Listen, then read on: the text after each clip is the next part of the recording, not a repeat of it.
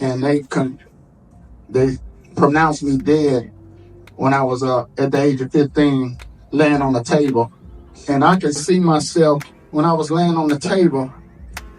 I know I wasn't saved or nothing. So I was laying back and I was falling in a black hole. And I just kept on falling and I couldn't grab on nothing. I know I was gonna bust hell wide open. Wow. And then when I remember my grandpa and you know what I'm saying, the prophet and stuff, and my mom and them used to always tell me about Jesus. And then when I kept on falling, and then out of my mouth, I said, Jesus saved me. And when my eyes opened, and when my eyes opened, my stomach was wide open. I could see the whole inside of my stomach. And then I passed back out. They say he's back alive.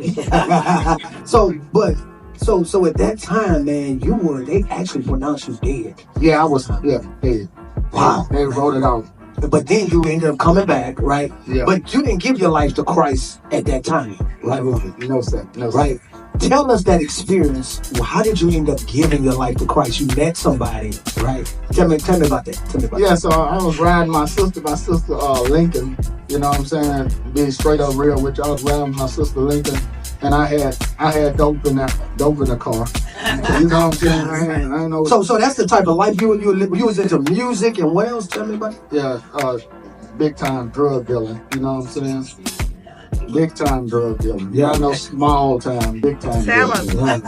And you were in music. You was influential in music too. And see with music, I used to live my music. If I say I did you something, I did you something. Wow. But you ended up turning your life around. Yes, I was turning my life around. You was passing by somebody's front yard? Yes, I went to school with this dude. I've been knowing him. I went to school with him. So I was riding and I was like, man, I'm tired, you know. Tired. Yeah. I'm tired.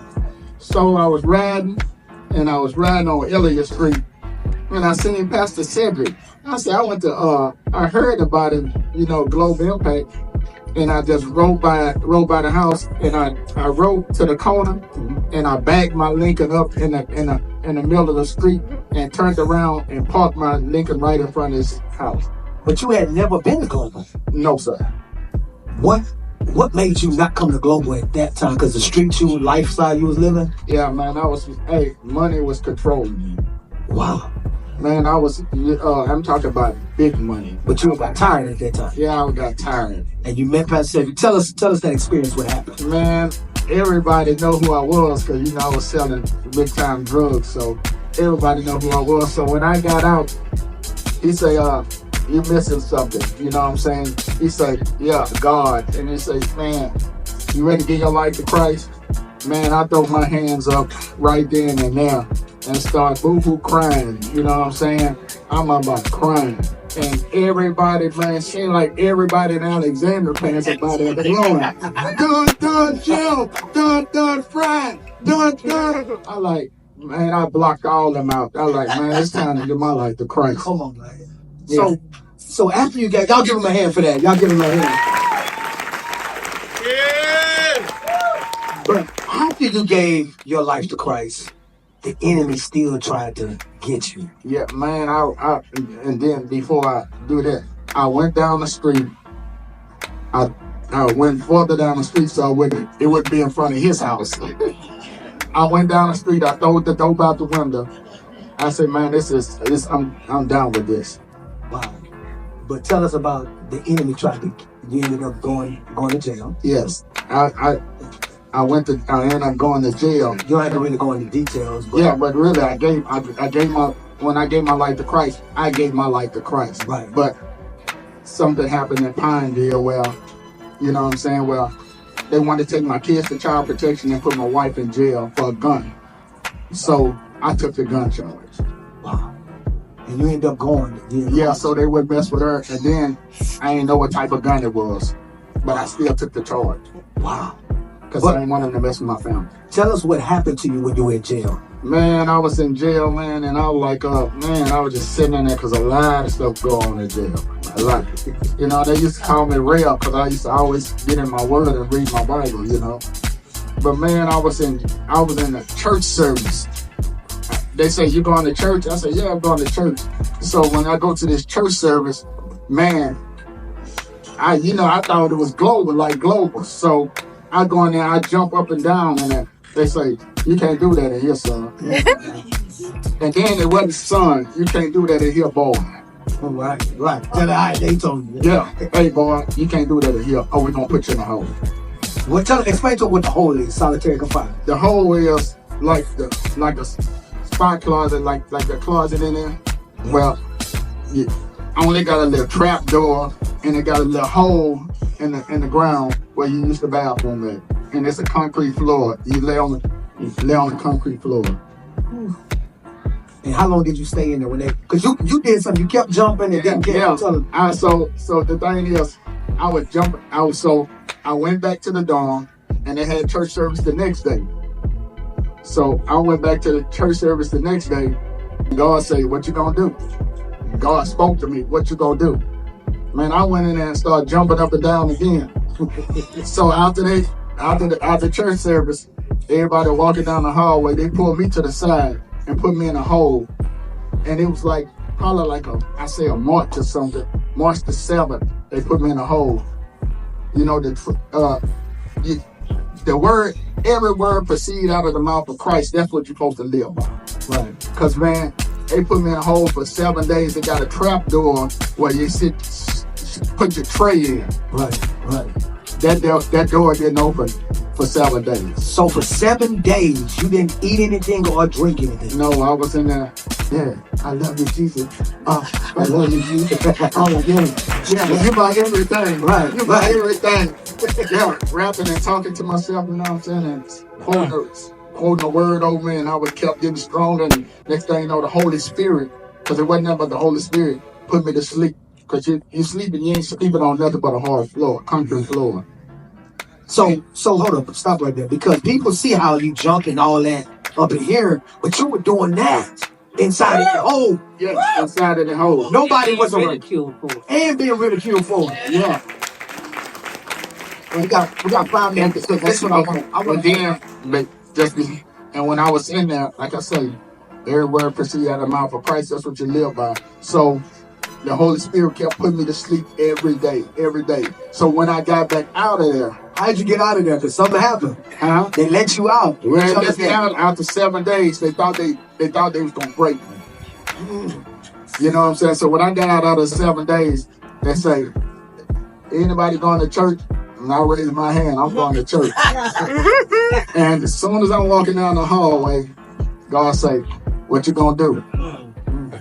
So I'm already strong now because I'm in there, I ain't eating nothing to drink nothing, so I'm already physically and spiritually strong. So I went back in there and jumped up and down again.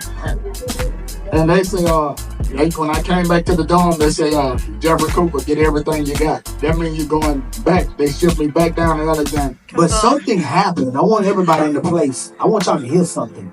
How much time were they supposed to give you? Life in prison, because I was 3rd time convicted. Come on! With a firearm. Come on!